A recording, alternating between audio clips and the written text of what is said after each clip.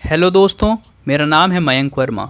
जैसा कि आपको पता होगा कि जो हमारे देश के बड़े बड़े नेता हैं या कहा जाए जो हमारे देश के वरिष्ठ नेता हैं, फिर वो चाहे बीजेपी से हो या कांग्रेस से हो, किसी भी पार्टी से हो, सभी संविधान की बड़ी दुहाई देते हैं कि संविधान में ऐसा लिखा है, वैसा लिखा है, पता नहीं कैसा कैसा लिखा है, पर लिखा ज़रूर है।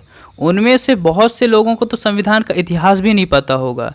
मैं यहाँ किताबों में लिखी हुई चीज़ों के बारे में बात नहीं कर रहा कि 26 जनवरी 1950 को हमारा संविधान लागू हुआ, अंबेडकर साहब ने लिखा है, उन्होंने बाकी देशों में जाके अच्छी अच्छी चीज़ों को अडॉप्ट किया है। मैं उन सब चीज़ों के बारे में बात ही नहीं कर रहा। पहले मैं आपको ये बता दूं कि जो हमारा संविधान है, यानी कि जो उसकी ओरिजिनल कॉपी है, तो उसकी जो ओरिजिनल कॉपी है वो हमारे देश के पार्लियामेंट के सेंट्रल लाइब्रेरी के बने हुए एक स्ट्रॉन्ग रूम में रखी हुई है। चलिए, ये तो बात हुई कहाँ रखा हुआ है, पर जैसा कि आप थंबनेल में देख रहे होंगे कि आखिर संविधान लिखने की शर्त थी तो थी क्या, इसको जानते हैं। तो चलिए स्टार्ट करते हैं। इसको समझने के लिए सबसे पहले हमें भारत देश के इतिहास को समझना होगा। जैसा कि आपको पता होगा कि भारत देश को आज़ाद होने का कारण सबसे बड़ा कहीं ना कहीं विश्व युद्ध द्वितीय का होना भी था, जहां पे जर्मनी का तानाशाह यानी कि हिटलर का दबदबा पूरी दुनिया में था। वहीं हिटलर का ब्रिटेन के विरोध में होना था, जिससे युद्ध में ब्रिटेन राजनीतिक और आर्थिक रूप से कमज़ोर पड़ चुका था और ब्रिटेन की यह मानसिकता हो चुकी थी कि अगर हम भारत को आज़ाद नहीं करते हैं तो कहीं ना कहीं 1857 जैसी दोबारा से क्रांति हो सकती है, जिसे हमें कंट्रोल कर पाना बहुत ही मुश्किल होगा, जिससे हमें हार का भी सामना करना पड़ सकता है। इस वजह से उन्होंने भारत को आज़ाद करना ही सही समझा।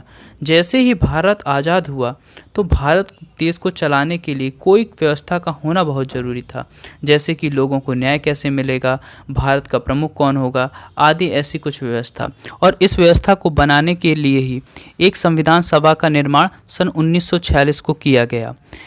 और जब भारत का संविधान बनकर तैयार हो गया तो इस संविधान को सुव्यवस्थित व क्रमबद्ध तरीके से लिखने के लिए किसी ऐसे व्यक्ति की खोज चलने लगी जिसकी राइटिंग अच्छी हो व कैलीग्राफी का विद्वान हो।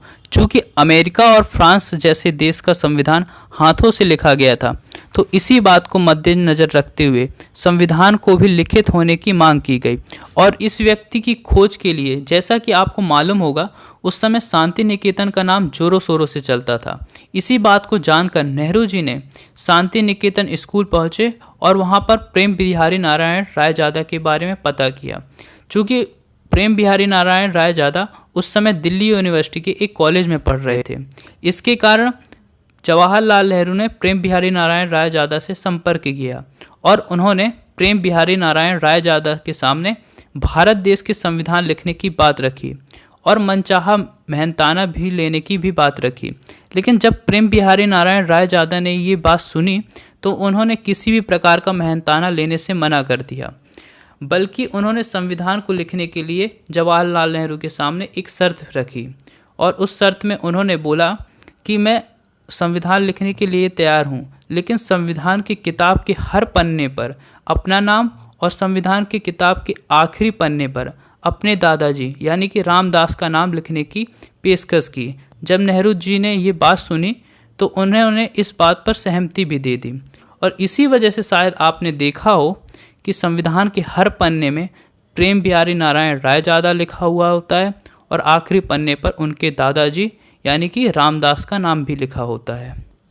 चलिए, ये तो हुई संविधान लिखने की शर्त, पर मैं आपके सामने कुछ ऐसी बातें बताने जा रहा हूँ जो शायद आपको संविधान के बारे में पता नहीं होगा।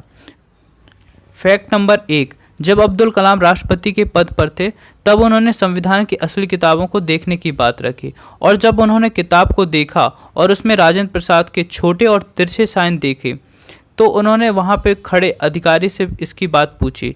तो अधिकारी ने बताया कि जब संविधान बन चुका था तो उसमें जवाहरलाल नेहरू ने पहले ही साइन कर दिए थे, जिसकी वजह से जगह ना होने की वजह से राजेंद्र प्रसाद ने थोड़ी सी ऊपर यानी कि जो बची हुई जगह थी वहाँ पर साइन कर दिया, जिसकी वजह से साइन छोटे और तिरछे दिख रहे थे। चूँकि भारत का प्रमुख राष्ट्रपति होता है, इसकी वजह से पहला अधिकार राष्ट्रपति का होता है, इसी वजह से पहले साइन राजेंद्र प्रसाद जी के किए जाने थे। फैक्ट नंबर 2, शायद आप लोग सोच रहे होंगे कि हमने तो अपने कोर्सेज़ की किताबों में पढ़ा है कि संविधान की किताब को अंबेडकर जी ने लिखा है, लेकिन मैं यहाँ पे कह रहा हूँ कि प्रेम बिहारी नारायण रायजादा ने लिखा है। तो ये कैसे हुआ है?